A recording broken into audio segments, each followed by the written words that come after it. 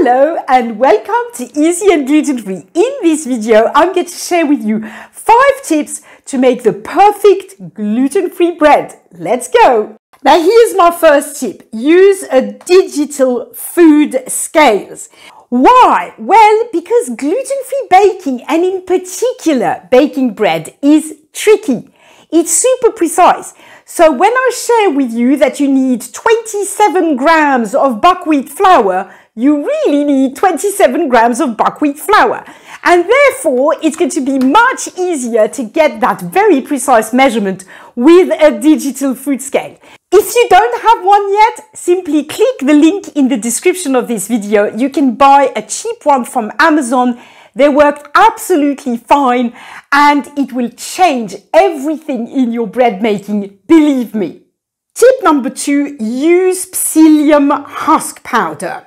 Why is that? Well, psyllium husk powder is seriously the magic ingredient that you need for your bread. It really does wonders for elasticity. It means that all the flours stay together, which of course they really have trouble with because there is no gluten in rice flour, buckwheat flour, teff flour, right? So the psyllium husk powder really makes sure that they all stick together. It helps with elasticity, which means that when the bread dough rises, it rises really nicely. And it also helps the bread stay fresh longer. Apparently, psyllium husk powder is also actually very good for your gut. So it's actually very healthy for you too. If you don't have psyllium husk powder, you can find them in your local health food shop, I'm sure. Or again, there is a link. You can order it from Amazon. There's a link in the description of this video. But please, however you get it, make sure you include it in your bread loaves. It will really make a big difference. Believe me. Tip number 3, use a lot of water in your bread dough. Yes, you heard me right. Gluten-free bread has more water in it than ordinary gluten bread. Normally, when you make an ordinary loaf of bread, right, you don't have a huge amount of water and you're really able to knead the bread. It all forms a really nice compact ball of dough, right? Well, that doesn't happen in gluten-free bread. Well, or at least if it does happen, normally what you're going to end up with is a loaf of very compact and hard bread once it's cooked. And we don't want that, do we? We want a nice bread that's nice and light and airy inside, right? So to achieve that, you need to add more water than for ordinary gluten bread. Make sure you follow my recipes exactly, right? The exact proportions.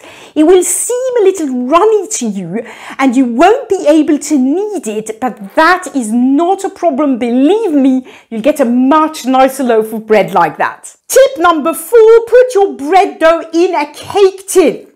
Now, of course, you've probably guessed, right? Tip number 4 follows tip number 3. Because if you add more water and the dough is more runny, you can't knead it. You can't just place it like that on a flat oven tray. So you just simply use a cake tin, line it with non-stick baking paper, very important, and you bake it like a cake. No problem, tastes just as nice. And last tip. Make sure the bread dough rises beautifully, and what really helps with that is if you put it in your cold oven with a bowl of boiling hot water in it. So make sure your oven is completely cold, place the bowl of boiling hot water at the back, put your cake tin with the bread dough inside, just imagine there's bread dough, and then simply close the oven door. Now, do not turn the oven on, of course.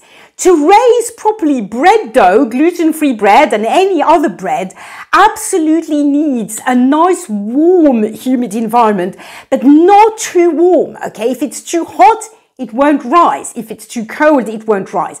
This is the perfect solution. If you have a steam oven, then you might have a special program that produces steam at the exact temperature that the bread dough needs to rise.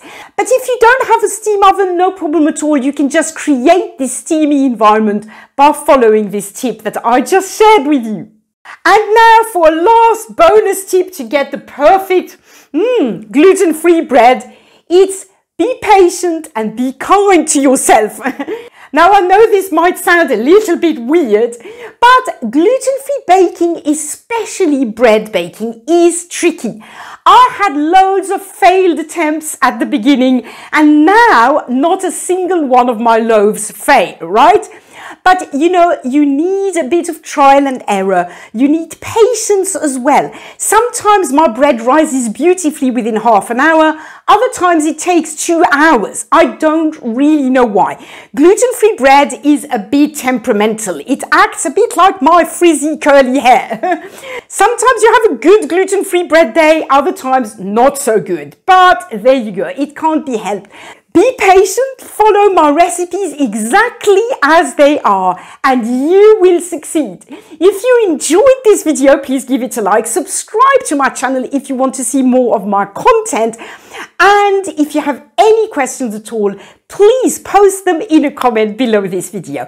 And now that you have all the secrets to bake the perfect gluten-free bread, go ahead and try this recipe next. Bye for now.